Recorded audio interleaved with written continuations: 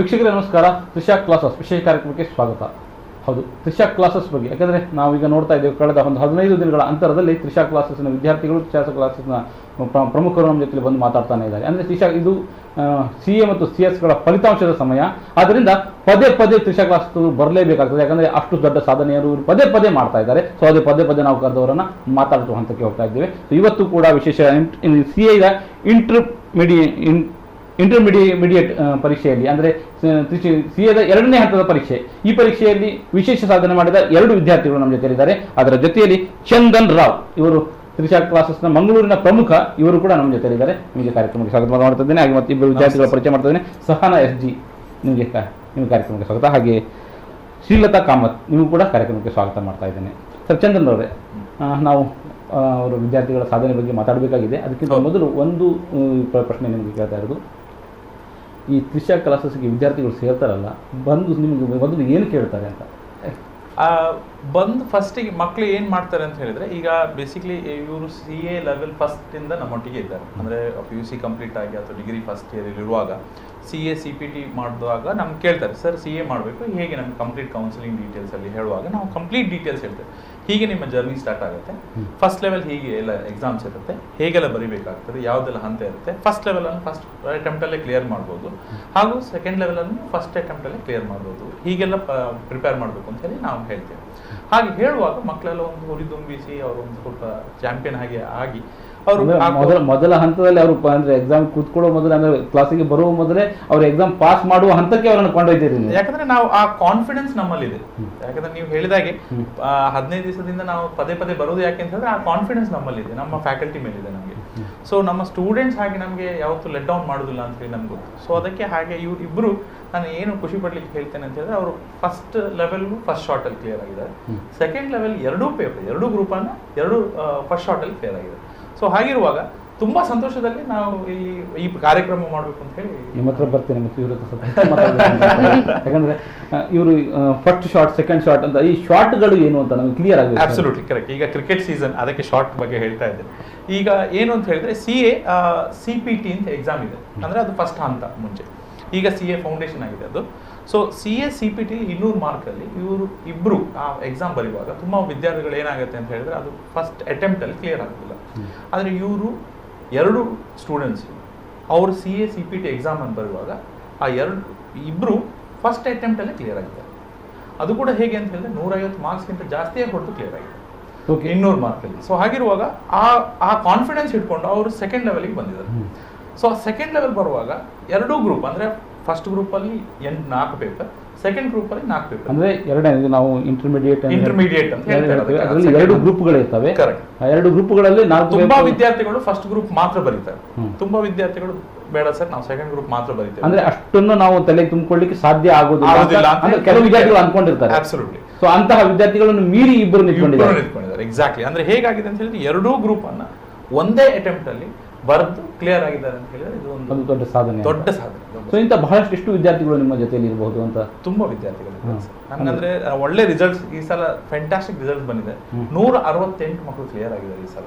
ತುಂಬಾ ಸಂತೋಷದಲ್ಲಿ ನಾನು ಹೇಳ್ಬೋದು. ಸೊ 168 ವಿದ್ಯಾರ್ಥಿಗಳು ಸೆಕೆಂಡ್ ಗ್ರೂಪ್ ಹಾಗೂ ಬೌದ್ಧ ಗ್ರೂಪ್ಸ್ ಎಲ್ಲ ಒಟ್ಟಿಗೆ ಸೇರಿ 168. ನಾನು ಇಲ್ಲಿ 168 ಅಂತ ನೀವು ಒಂದು ಲೆಕ್ಕವನ್ನು ಕೊಟ್ಟಿದ್ರಿ. ಆ ಲೆಕ್ಕದ ಜೊತೆಯಲ್ಲಿ ಮತ್ತೊಂದು ವಿಷಯವನ್ನು ಸೇರಿಸಲಿಕ್ಕೆ ನಿಮ್ಮ ತಕ್ಕ ರಿಕ್ವೆಸ್ಟ್ ಮಾಡ್ತಾ ಇದ್ದೇನೆ. ಯಾಕಂದ್ರೆ 168 ಅನ್ನೋದು ನಿಮ್ಮ ಮಂಗಳೂರಿನಲ್ಲಿ ನಿಮ್ಮ ತ್ರಿಷಾ ಕ್ಲಾಸಸ್ ಇದೆ, ಉಡುಪಿಯಲ್ಲಿ ನಿಮ್ಮ ತ್ರಿಷಾ ಕ್ಲಾಸಸ್ ಇದೆ, ಹಾಗೆ ಬೆಂಗಳೂರಿನಲ್ಲೂ ಕೂಡ ತ್ರಿಷಾ ಕ್ಲಾಸಸ್ ಇದೆ. ಈ 3 ಕ್ಲಾಸಸ್ಗಳು ಸೇರಿ 168 ಅಥವಾ ಹೇಗೆ? ಈಗ ಮ್ಯಾಂಗ್ಳೂರು ಉಡುಪಿಲಿ ಸೇರಿಸಿ ಇದು 168 ಬಂದಿದೆ ಸರ್. ಬ್ಯಾಂಗ್ಳೂರಿದ್ದು ಸೇರಿಸಿದ್ರೆ 200 ಮೇಲೆ ದಾಟ್ತದೆ ಆ ನಂಬರ್. ಸೊ ಹೇಗಾಗಿದೆ ಅಂತ ಹೇಳಿದ್ರೆ, ಈ ಸಲ ನಮಗೆ ರಿಸಲ್ಟ್ಸ್ ICA ಇಂದ ಒಳ್ಳೆದಲ್ಲದೆ ನಮ್ಮ ಮಕ್ಕಳು ಅಷ್ಟು ಶ್ರಮ ಹಾಗೂ ಅಷ್ಟು ಅಂದ್ರೆ ಫ್ಯಾಂಟಾಸ್ಟಿಕ್ ಸಪೋರ್ಟ್ ಇಂದ, ಅಂದ್ರೆ ಫ್ಯಾಂಟಾಸ್ಟಿಕ್ ಪ್ರಿಪರೇಷನ್ ಇಂದ ಮಾಡಿದ ಕಾರಣ it's unbelievable. So it's very very fantastic and hats off to the students as well as the faculties as well as the Trisha family. Srilatha ಅವರೇ, ಇವ್ರು ಹೇಳ್ತಾ ಇದ್ರು ಅಂದ್ರೆ ಸಪೋರ್ಟ್ ನೀವು ಕೊಟ್ಟಿದ್ದೀರಿ ಅಂತ, ಇದು ಸತ್ಯನಾ ಅಥವಾ ಇವರು ನಿಮಗೆ ಸಪೋರ್ಟ್ ಕೊಟ್ಟಿದ್ದಾರೆ ಹೇಗೆ? ಅದು 2 ವೇತನ ತಗೊಳ್ಬಹುದು. ನಮ್ಮ ಶ್ರಮ, ಅವರ ಸಪೋರ್ಟ್. ಒಮ್ಮೊಮ್ಮೆ ನಮ್ಗೆ ಅಂದ್ರೆ ಅಷ್ಟು ಆತ್ಮವಿಶ್ವಾಸ ಇರುವುದಿಲ್ಲ. ಅಂದ್ರೆ 2 ಗ್ರೂಪ್ 8 ಪೇಪರ್ ಉಂಟು, ಮತ್ತೆ BCom ಸಹ ಬರೀಲಿಕ್ಕುಂಟು ಸೆಕೆಂಡ್ ಸೆಮ್. ಹಾಗೆ ನಾನು ಹೀಗೆ ಫಸ್ಟ್ ನಮಗೆ ಒಂದು ಸೆಷನ್ ಇರ್ತದೆ ಗೋಪಿ ಸರ್, ಅವರು ಒಮ್ಮೆ ಹೇಳಿದ್ರು 2 ಗ್ರೂಪ್ಸ್ ಬರೀರಿ, ಆಗ ನಿಮಗೆ ಸೆಟ್ ಆಫ್ ಪ್ರೊವಿಷನ್ ಸಿಗ್ತದೆ. ನನಗೆ ಹೇಗಾಯ್ತಂದ್ರೆ ಗ್ರೂಪ್ 1 ಅಲ್ಲಿ 270, ಗ್ರೂಪ್ 2 ಅಲ್ಲಿ 192, 400 ಅಲ್ಲಿ 200 ಸಿಗಬೇಕು. ನನಗೆ ಸೆಕೆಂಡ್ ಗ್ರೂಪ್ ಅಲ್ಲಿ 192. ಆ ಫಸ್ಟ್ ಗ್ರೂಪಿಗೆ 270 ಇಂದ ಅದು ಸೆಟ್ ಆಫ್ ಪ್ರೊವಿಷನ್ ನನಗೆ ಇದು, ಅದರಿಂದ ನಾನು 2 ಗ್ರೂಪ್ಸ್ ಪಾಸ್ ಆಗಿ. ಓಕೆ, ನೀವೇನು ಹೇಳ್ತೀರಿ? ತುಂಬಾ ಜನರು ಏನಾಗುತ್ತೆ ಅಂದ್ರೆ ಅವ್ರು ಮೊದ್ಲಿನ ಫಸ್ಟ್ ಸ್ಟೇಜ್ ಅಲ್ಲೇನೆ ಸೋಲ್ ಒಪ್ಕೊಂಡ್ ಬಿಡ್ತಾರೆ, ನನ್ನ ಕೈಯಲ್ಲಿ ಬೋಧ ಗ್ರೂಪ್ಸ್ ಆಗಲ್ಲ, ಇದು ನನ್ನಿಂದ ಸಾಧ್ಯ ಇಲ್ಲ ಅಂತ. ಆದ್ರೆ ನಾವು ಮನ್ಸ್ ಮಾಡಿದ್ರೆ ಯಾರು ಏನನ್ನು ಸಾಧಿಸಬಹುದು. ಹಾಗೆ ನಾನು ಮೊದ್ಲಿಂದಾನೇ 2 ಗ್ರೂಪ್ ಬರೆಯೋದು ಅಂತ ಗಟ್ಟಿ ಮಾಡ್ಕೊಂಡಿದ್ದೆ. ಅದೇ ಪ್ರಕಾರ ಓದ್ತಾ ಹೋದೆ. ಹಾಗೆ ನಂಗೆ 502 ಬಂತು 2 ಗ್ರೂಪ್ ಸೇರಿಸಿ. ಅದೇ ತರ ಅಂದ್ರೆ ನಾನು ಹೇಳೋದಿಷ್ಟೇ, ಯಾವಾಗ್ಲೂ ನಮ್ಮನ್ನ ನಾವು ತುಂಬಾ ಅಂಡರ್ ಎಸ್ಟಿಮೇಟ್ ಮಾಡ್ಕೊಳ್ತೀವಿ, ನಮ್ ಕೈಯಿಂದ ಸಾಧ್ಯ ಇಲ್ಲ ಅಂತ. ಆದ್ರೆ ನಾವು ಮನ್ಸ್ ಮಾಡಿದ್ರೆ ಏನನ್ ಬೇಕಾದ್ರೂ ಅಂದ್ರೆ ನಮ್ಮಲ್ಲಿ ಸಾಮರ್ಥ್ಯ ಇರ್ತದೆ, ನಮ್ಮಲ್ಲಿ ಪ್ರತಿಭೆ ಇದೆ, ಅದನ್ನ ಮೊದಲು ನಾವು ಗುರುತಿಸ್ಕೊಳ್ಬೇಕು. ಸೊ ಈ ಗುರುತಿಸಿಕೊಳ್ಳುವ ಪ್ರಶ್ನೆ ನಿಮ್ಮ ಹತ್ರ ಕೇಳ್ತಾ ಇರೋದು, ಈ ನಮ್ಮನ್ನು ನಾವು ಗುರುತಿಸ್ಕೊಳ್ಬೇಕು ಅಂತ ಹೇಳುವಾಗ ವಿದ್ಯಾರ್ಥಿಗಳು ಹೆಚ್ಚಾಗಿ ಅಂತ ಸ್ಥಿತಿಯಲ್ಲಿ ಇರುವುದಿಲ್ಲ. ಸೊ ಆ ಹಂತಕ್ಕೆ ಅವರನ್ನು ವಿದ್ಯಾರ್ಥಿಗಳನ್ನು ತರಬೇಕಾಗ್ತದೆ. ಅಂತ ಪ್ರಯತ್ನ ನಿಮ್ಮಿಂದ ಯಾವ ರೀತಿ ಆಗ್ತದೆ ಅಂತ? ಅಂದರೆ ನಾನು ಹೇಳಿದಾಗೆ ಫಸ್ಟಿಗೆ ಸ್ಟೂಡೆಂಟ್ಸ್ ನಮ್ಮ ಹತ್ರ ಬಂದಾಗ ನಾವು ಕೌನ್ಸಿಲಿಂಗ್ ಮಾಡ್ತೇವೆ. ಕಂಪ್ಲೀಟ್ ನಾವು CA ಹೇಗೆ ಪ್ರೋಗ್ರಾಮ್ ಆಗ್ತದೆ, ಹೇಗೆ ನಡೀತದೆ ಅಂತ ಹೇಳ್ತೇವೆ. ಫಸ್ಟ್ ಹಂತ ಅವ್ರು ಕ್ಲಿಯರ್ ಮಾಡುವಾಗಲೇ ನಮಗೆ ಒಂದು ಅಂದಾಜು ಬರ್ತದೆ, ಈ ಸ್ಟೂಡೆಂಟ್ ಹೇಗೆ ಅಂತ ಹೇಳಿದ್ರೆ ಒಳ್ಳೆ ಪ್ರಿಪೇರ್ ಮಾಡ್ಕೊಂಡಿದ್ದಾರೆ, ಸೆಕೆಂಡ್ ಲೆವೆಲ್ ಒಳ್ಳೆ ಪ್ರಿಪೇರ್ ಆಗಿ ಅವ್ರಿಗೆ ಕರೆಕ್ಟ್ ಗೈಡೆನ್ಸ್ ಕೊಟ್ಟರೆ ಅವ್ರು ಡೆಫಿನೆಟ್ಲಿ ಅದು ಲೆವೆಲಲ್ಲಿ ಕ್ಲಿಯರ್ ಮಾಡ್ತಾರೆ. ನಾವು ನಮ್ಮ ಫ್ಯಾಕಲ್ಟೀಸ್ ಹಾಗೂ ನಮ್ಮ ಇದು ಬ್ಯಾಕ್ ಸ್ಟಾಫ್ ಎಲ್ಲ ಹೇಗೆ ಅಂತ ಹೇಳಿದರೆ ಅವರಿಗೆ ಎಕ್ಸಾಮ್, ಟೆಸ್ಟ್, ಕ್ಲಾಸ್ ಎಲ್ಲ ಕರೆಕ್ಟಾಗಿ ನಾವು ಸೆಟ್ ಮಾಡಿ ಕೊಟ್ಟಿರ್ತೇವೆ. ಅವ್ರಿಗೆ ಸ್ಟ್ರೆಸ್ ಆಗದಿದ್ದ ಹಾಗೆ, ಹಾಗೂ ಇವರು ಶ್ರೀಲತಾ ಅವ್ರು ಹೇಳಿದಾಗೆ BCom ಹಾಗೂ ನಮ್ಮ CA ಎರಡೂ ಕರೆಕ್ಟಾಗಿ ಮ್ಯಾನೇಜ್ ಮಾಡೋ ಹಾಗೆ ನಮ್ಮ class timings, test, exam patterns ಎಲ್ಲ ನಾವು ಮಕ್ಕಳಿಗೆ ಕೊಟ್ಟಿರ್ತೇವೆ.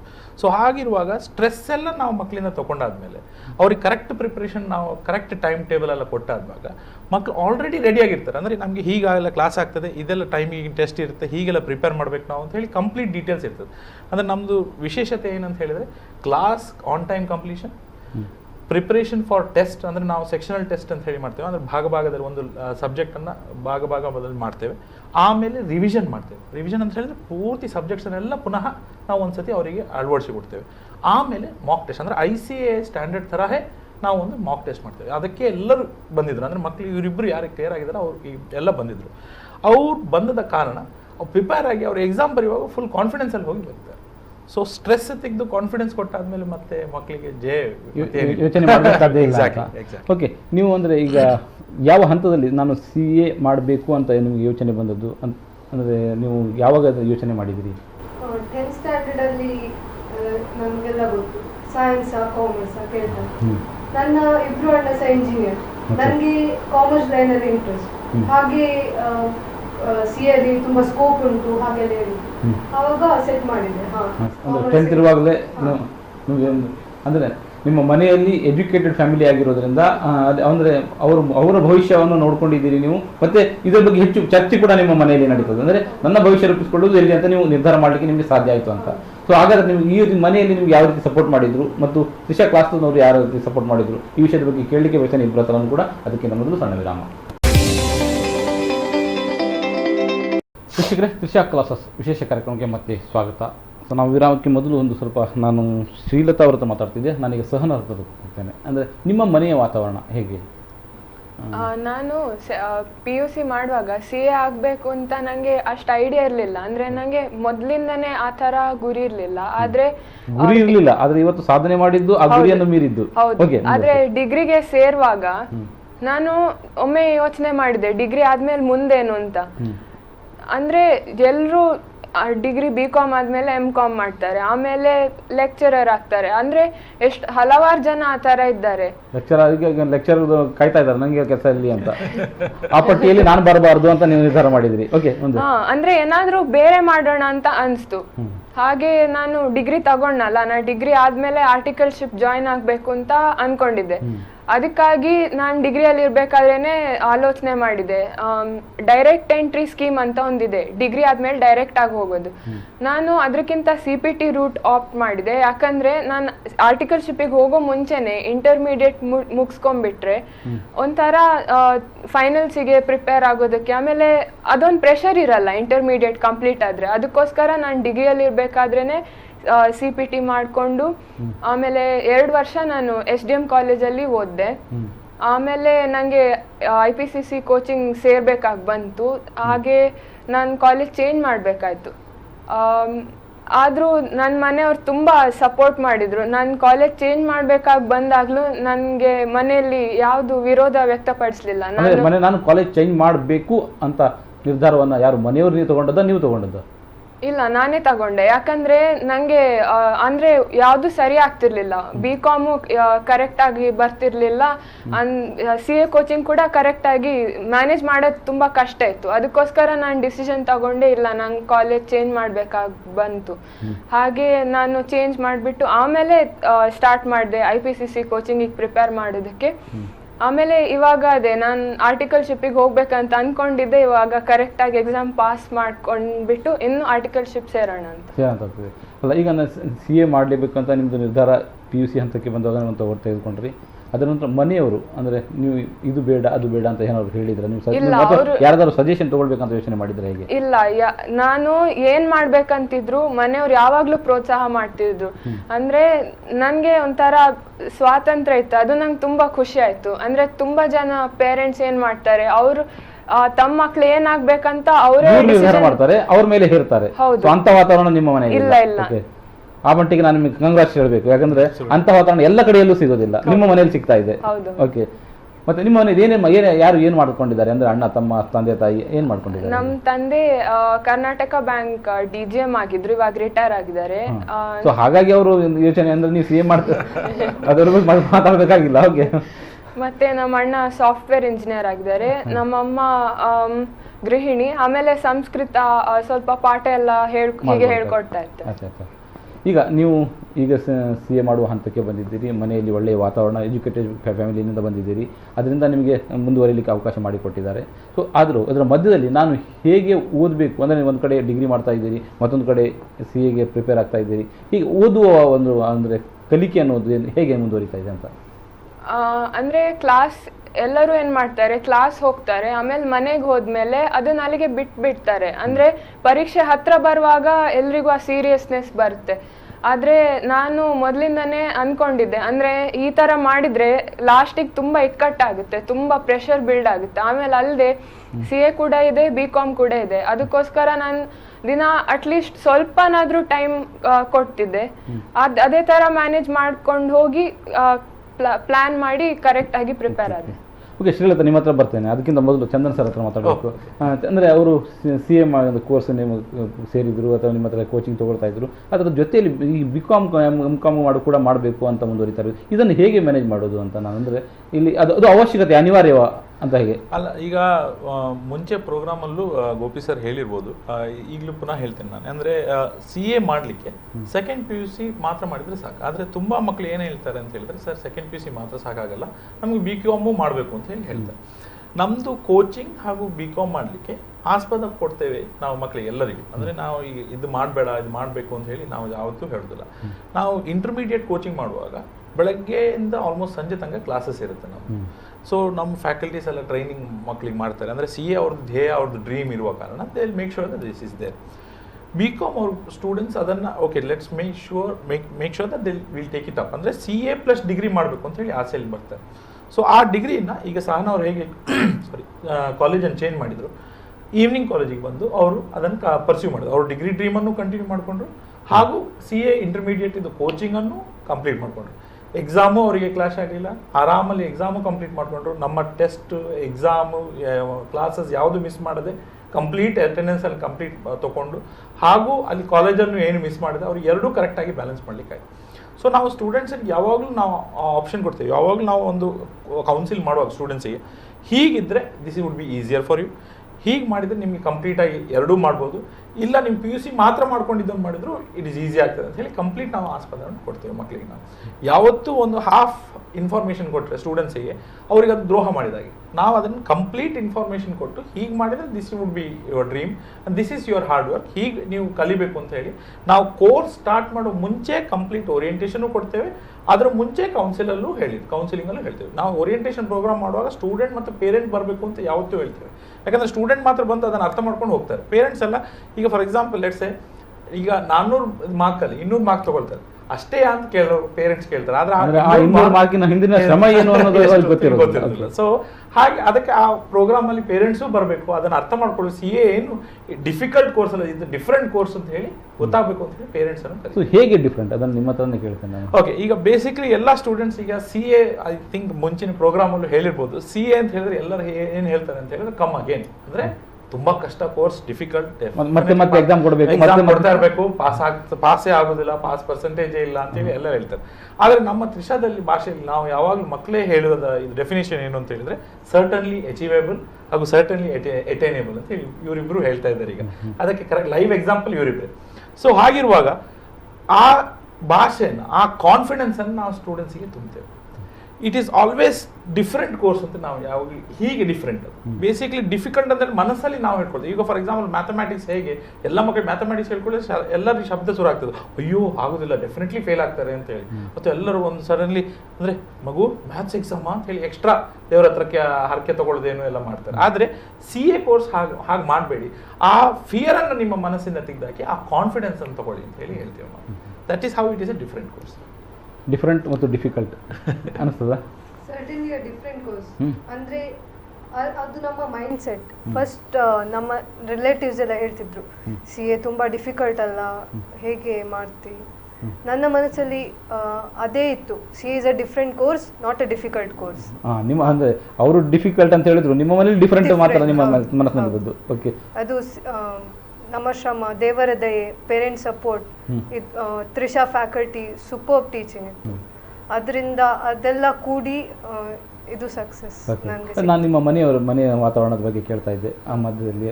ಹೇಳಿ ಏನು ಅಂದ್ರೆ ಮನೆಯಲ್ಲಿ ಯಾರೆಲ್ಲ ಇದ್ದಾರೆ, ಏನೆಲ್ಲ ಮಾಡ್ತಾ ಇದ್ದಾರೆ? ಅಮ್ಮ ಗೃಹಿಣಿ, ಒಂದಣ್ಣ ಮೆಕ್ಯಾನಿಕಲ್ ಇಂಜಿನಿಯರ್, ಅವರು RVCಯಲ್ಲಿ ಕಲಿತು ಮತ್ತೆ ಈಗ ಆಸ್ಟ್ರೇಲಿಯಾದಲ್ಲಿದ್ದಾರೆ. ಮತ್ತೆ ಇನ್ನೊಂದಣ್ಣ NITಯಲ್ಲಿ ಕಲಿತು ಈಗ ಟಾಟಾ ಮೋಟರ್ಸಲ್ಲಿ ಪೂನಾದಲ್ಲಿದ್ದಾರೆ. ನನ್ನ ಅಮ್ಮನಿಗೆ ಸಹ ನಾನು 10th ಅಲ್ಲಿ ಹೇಳಿದೆ ಹೀಗೆ CA ಮಾಡಬೇಕಂತ ಅನಿಸಿದ್ದೇನೆ. ಹಾಂ ಆಯಿತು ಅಂದರೆ ಏನು ವಿರೋಧ ಇರಲಿಲ್ಲ, ನಿನಗೆ ಏನು ಬೇಕು ಅದೇ ಮಾಡು ಹಾಗೆ. ಮತ್ತು ಎಕ್ಸಾಮ್ ಟೈಮಲ್ಲೆಲ್ಲ ಈಗ ನನ್ಗೆ BCom ಸಹ ಇಂಟರ್ಮೀಡಿಯೇಟ್ ಸಹ ಆವಾಗೆಲ್ಲ ತುಂಬ ಸ್ಟ್ರೆಸ್ ಆಗ್ತಿತ್ತು. ಆವಾಗ ಅವರು ಹೇಳಿದ್ದು ಅಷ್ಟು ಸ್ಟ್ರೆಸ್ ಮಾಡ್ಕೊಳ್ಬೇಡ, ಕಾಮಾಗಿ ಎಷ್ಟು ಗೊತ್ತು ಅಷ್ಟು ಬರೀ, ನಿನ್ಗೆ ಆಗ್ತದೆ, ನಿಮ್ದು ಆಗ್ತದೆ ಅಂತ ಹೇಳಿ ಹಾಗೆ ನನಗೆ ಒಂದು ಧೈರ್ಯ. ಅಂದ್ರೆ ನಿಮಗೆ ಆಗುದಿಲ್ಲ ಅಂತ ಇದ್ರು ಅದು ಆಗ್ತದೆ ಅಂತ ಅವ್ರು ಹೇಳಿದ್ದು, ಅದನ್ನು ಪ್ರೇರಣೆ ಕೊಟ್ಟಿರ್ತದೆ. ಅಂದ್ರೆ ಹೇಳ್ತಾ ಇದಾರಲ್ಲ ಅಂತ ಅದಕ್ಕಾಗಿದ್ರು ನಾವು ಮಾಡಿ ತೋರಿಸ್ಬೇಕು ಅನ್ನೋಂಥದ್ದು. ಸೊ ಅಂತ ವಾತಾವರಣದ ಅವಶ್ಯಕತೆ. ಸೊ ಈ ಮನೆ ವಾತಾವರಣದ ಬಗ್ಗೆ ಅಂದ್ರೆ ಈ ಮಕ್ಕಳು ನಿಮ್ಮ ಅಂದ್ರೆ ನೀವು ಹೇಳಿದಾಗೆ ಬೆಳಿಗ್ಗೆ 7 ಗಂಟೆಯಿಂದ ನಿಮ್ಮ ಲೆಕ್ಚರ್ ಕೇಳಲಿಕ್ಕೆ ಸ್ಟಾರ್ಟ್ ಮಾಡಿದರೆ ಸಂಜೆ 9 ಗಂಟೆವರೆಗೂ ಪುಸ್ತಕದೊಂದಿಗೆ ಇರಬೇಕಾಗ್ತದೆ. ಸೊ ಅಂಥ ಸ್ಥಿತಿಯಲ್ಲಿ ಅಂದರೆ ಈಗ CA ಅಂತ ಹೇಳಿದರೆ ಸರ್ ಡಿಫ್ರೆಂಟ್ ಅಂತ ಹೇಳಿದಾಗ ಯಾಕೆ ಅಂತ ಹೇಳಿದರೆ, ಈಗ ಬೆಳಗ್ಗೆ 7 ಗಂಟೆಗೆ ನಾವು ಸ್ಟಾರ್ಟ್ ಮಾಡೋದು ಯಾಕೆ ಅಂತ ಹೇಳಿದ್ರೆ fresh mind is always A fantastic absorbent mind ಅಂತೇಳಿ.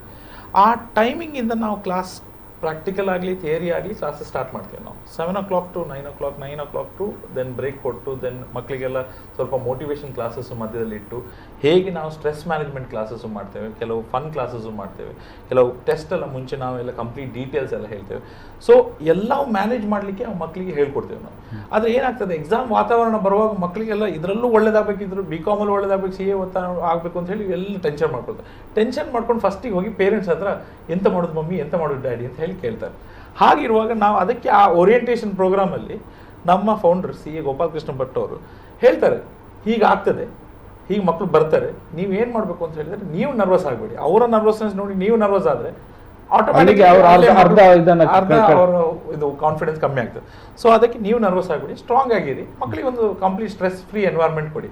ಸೊ ಅದಕ್ಕೆ ನಾವು CPT ಟೈಮಲ್ಲೂ ಹೆಲ್ಪ್ ಲೈನ್ ಅಂತ ಹೇಳಿರ್ತೇವೆ ಎಕ್ಸಾಮ್ ಟೈಮ್, ಹಾಗೂ ಇಂಟರ್ಮೀಡಿಯೇಟ್ ಟೈಮಲ್ಲೂ ಹೆಲ್ಪ್ ಲೈನ್ ಇಡ್ತೇವೆ. ಅಂದರೆ ಮಕ್ಕಳಿಗೆ ಏನೂ ಸ್ಟ್ರೆಸ್ಸನ್ನು ಯಾವಾಗ ನಮ್ಮ ಫೌಂಡರ್ ಹೇಳೋದುಂಟು, ಸ್ಟ್ರೆಸ್ಸನ್ನು ನಾವು ತೊಗೊಳ್ಬೇಕು, ಮಕ್ಕಳು ಮೈಂಡ್ ಫ್ರೀಯಿಂದ ಹೋಗಿ ಎಕ್ಸಾಮ್ ಬರೆದು ಬರಬೇಕು.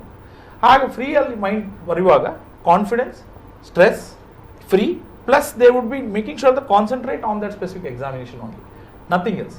ಬೇರೆ ಎಂಥ ಕೆಲಸ ಇಲ್ಲ ನಿಮಗೆ. ಏನು ಕೆಲಸ, ಮನೆಗೆ ಹೋಗಿ ಓದೋದು, ಪ್ರಿಪೇರ್ ಆಗಿ ಕಂಪ್ಲೀಟ್ ಎಕ್ಸಾಮಿನಿಗೆ ಫೋಕಸ್ ಮಾಡಿ ನಿಮ್ಮ ಜೀವನವನ್ನು ನೀವು ಕರೆಕ್ಟಾಗಿ ದಾರಿ ತರಂದ್ರೆ ಆಯ್ತು, ನಿಮ್ಗೆ ಏನು ಮತ್ತೆ ಏನು ಪ್ರಾಬ್ಲಮ್ ಇಲ್ಲ, ಟೆನ್ಷನ್ ಇಲ್ಲ, ಏನಿಲ್ಲ. ಓಕೆ, ಟೆನ್ಷನ್ ಇಲ್ಲದೆ ನಾವು CA ಮಾಡೋದು ಹೇಗೆ ಅಂತ ಇನ್ನಷ್ಟು ತಿಳಿಯಲಿಕ್ಕೆ ಬಯಸ್ತೇವೆ. ಪ್ರಮುಖ ವ್ಯಕ್ತಿಯೊಬ್ಬರು ಬರ್ತಾ ಇದ್ದಾರೆ, ಯಾಕಂದರೆ CA ಕ್ಲಾಸಸ್ನ ಸಂಸ್ಥಾಪಕ ಗೋಪಾಲಕೃಷ್ಣ ಅವರು ಬರ್ತಾ ಇದ್ದಾರೆ. ಸೊ ಅದಕ್ಕಿಂತ ಮೊದಲು ಸಣ್ಣ ವಿರಾಮ. ವೀಕ್ಷಕರೇ, ತ್ರಿಷಾ ಕ್ಲಾಸಸ್ ವಿಶೇಷ ಕಾರ್ಯಕ್ರಮಕ್ಕೆ ಮತ್ತೆ ಸ್ವಾಗತ. ನಾನು ಆರಂಭದಲ್ಲಿ ಹೇಳಿದೆ, ತ್ರಿಷಾ ಕ್ಲಾಸಸ್ ಅಂದರೆ ಈ ಕಳೆದ 15 ದಿನಗಳಲ್ಲಿ ಮತ್ತೆ ತ್ರಿಷಾ ಕ್ಲಾಸಸ್ ನಾವು ಪರಿಚಯಿಸುವ ಕೆಲಸವನ್ನು ಮಾಡ್ತಾ ಇದ್ದೇವೆ. ಅಲ್ಲಿಯ ವಿದ್ಯಾರ್ಥಿಗಳನ್ನು ಮತ್ತು ಅಲ್ಲಿಯ ಪ್ರಮುಖರನ್ನು ಮತ್ತೆ ಮಾತಾಡ್ತಾ ಇದ್ದೀವಿ. ಯಾಕಂದರೆ ಅಷ್ಟು ಸಾಧನೆಗಳನ್ನು, ಆ ಮಟ್ಟದ ಸಾಧನೆಗಳನ್ನು ಈ ವಿದ್ಯಾರ್ಥಿಗಳು ಮತ್ತು ಅಲ್ಲಿಯ ಕ್ಲಾಸಸ್ಸಿಂದ ಆಗ್ತಾ ಇದೆ.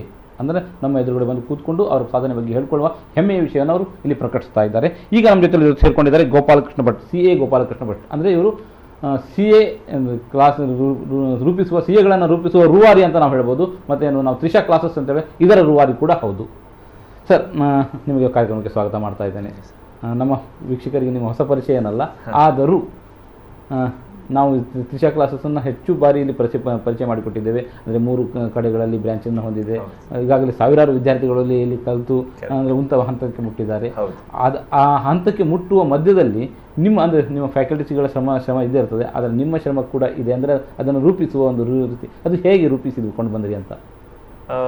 ನಾನು ಮೊದಲಿನ ಎಪಿಸೋಡಲ್ಲಿ ಇದು ವಿಷಯ ಹೇಳಿದೆ. 2003 ನಾವು CAಗೆ ಒಂದು ಫುಲ್ ಫ್ಲೆಜ್ ಮಾಡಬೇಕು ಅಂತ. ಯಾಕಂದರೆ ಇಲ್ಲಿನ ವಿದ್ಯಾರ್ಥಿಗಳು ಬೇರೆ ಬೇರೆ ಕಡೆ ಹೋಗ್ತಾ ಇದ್ರು. ನಮ್ಮ ವಿದ್ಯಾರ್ಥಿಗಳೇ PUC ಕೋಚಿಂಗ್ ಡಿಗ್ರಿಯಲ್ಲಿ ಬರ್ತಾ ಇದ್ರು.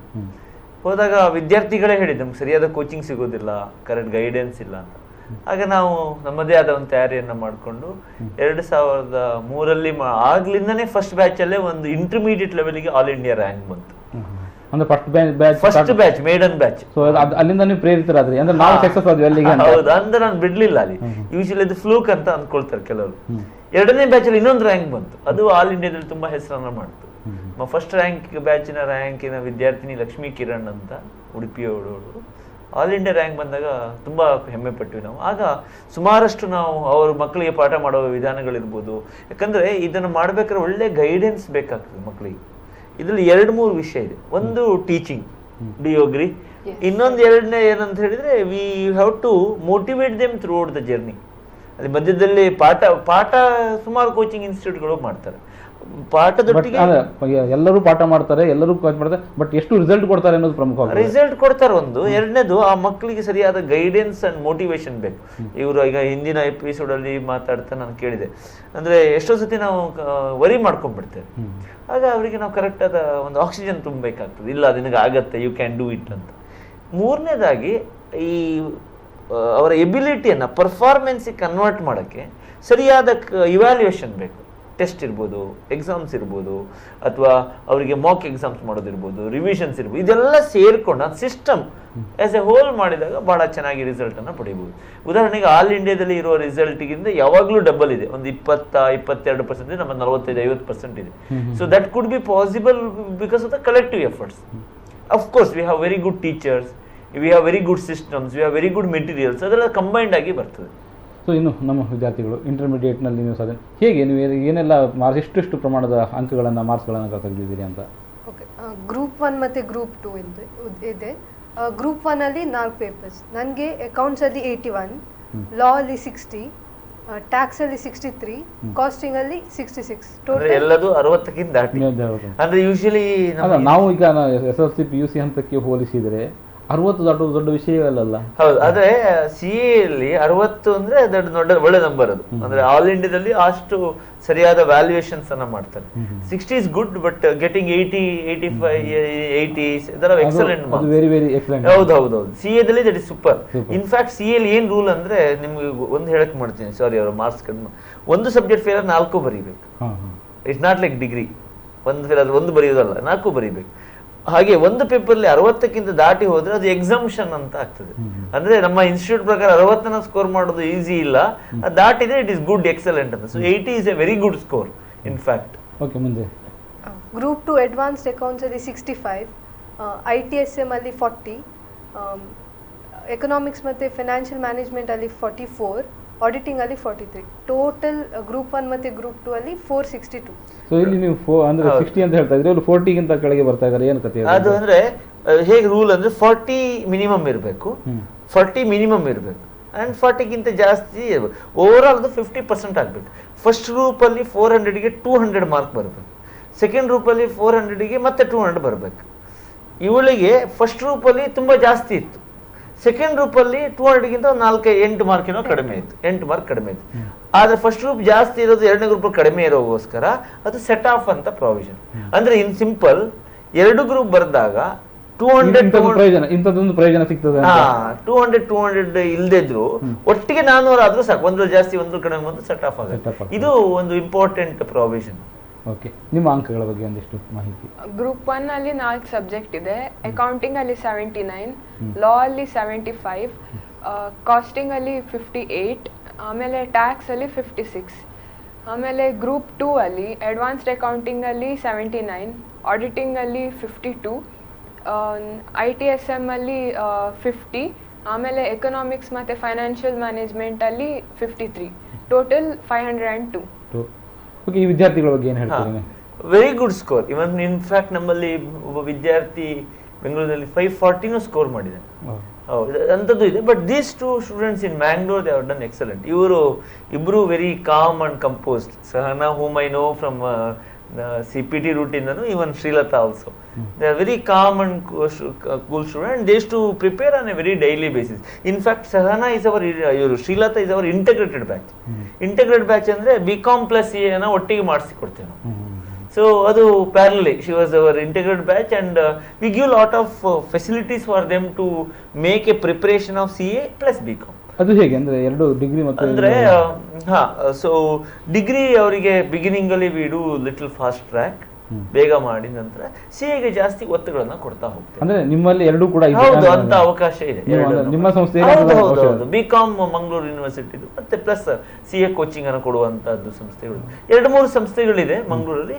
ನಮ್ಮದ್ರಲ್ಲೂ ಸಹಿತ ಈ ಫೆಸಿಲಿಟೀಸ್ ಅನ್ನು ಕೊಡ್ತೀವಿ. ಯಾಕಂದ್ರೆ ವಿದ್ಯಾರ್ಥಿಗಳು ಯೂಶಲಿ ಏನಾಗ್ತದೆ ಅಂದ್ರೆ ಅವರಿಗೆ ಬಿಕಾಮ್ ಅನ್ನು ಮಾಡಬೇಕು, ಸಿ ಎನ್ ಮಾಡಬೇಕು, ಬಿಕಾಮ್ ಒಂದ್ ಕಡೆ, ಸಿ ಎ ಕೋಚಿಂಗ್ ಒಂದ್ ಕಡೆ, ಹೀಗೆಲ್ಲ ಹೊಂದಿಸ್ಕೊಂಡು ಹೋಗೋದು ಕಷ್ಟ ಆಗುತ್ತೆ. ಹೊಂದಿಸ್ಕೊಂಡು ಹೋಗೋದು ಕಷ್ಟ ಆಗುತ್ತೆ. ನಿಮ್ಮಲ್ಲೇ ಮಾಡಿಬಿಟ್ರೆ 2 ಕೋರ್ಸ್ಗಳು ನಿಮಗೆ ಗೊತ್ತಿದೆ ಎಲ್ಲಿ ಹೇಗೆ ತಗೊಂಡು ಹೋಗಬೇಕು ಅಂತ.